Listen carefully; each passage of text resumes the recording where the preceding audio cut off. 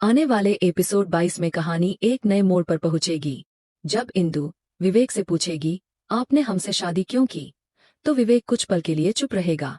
उसकी आंखों में कोई गहरी बात दबे होने का एहसास होगा, लेकिन वह बस इतना कहेगा, इंदु प्लीज यह सवाल मत पूछो। यह जवाब सुनकर इंदु की बेचैनी और बढ़ जाएगी।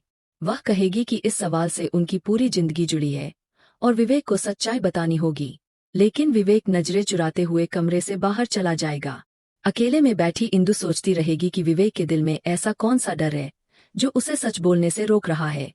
आखिरकार वह ठान लेगी कि उसे कुशाल से मिलना ही होगा। अगले दिन वह कुशाल के पास जाएगी और गुस्से व दर्द में कहेगी कि इस रिश्ते से बाहर निकलना जरूरी है। कुशाल उसकी आंखों में आंसू देखकर कहेगा, लेकिन अब इससे क्या फर्क पड़ता है? हमने अभी भी आपको वापस पाया है और आप फिर दूर जाने की बात कर रही है। ऐसा क्यों?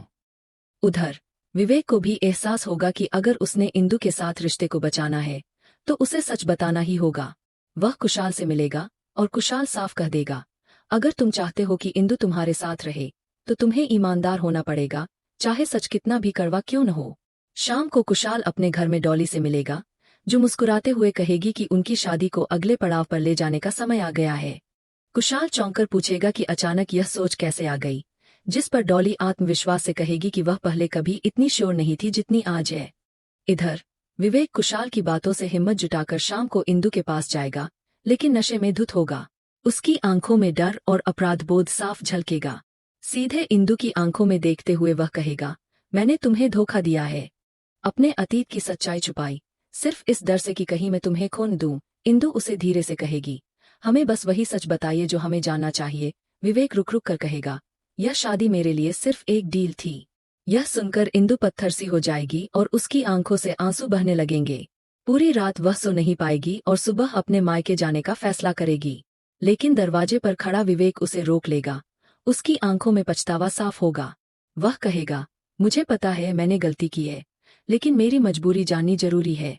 यह डील मेरी जिंदगी का सबसे दर्दनाक सच है। उधर कुशाल को डॉली की बातों में कुछ अजीब लगेगा।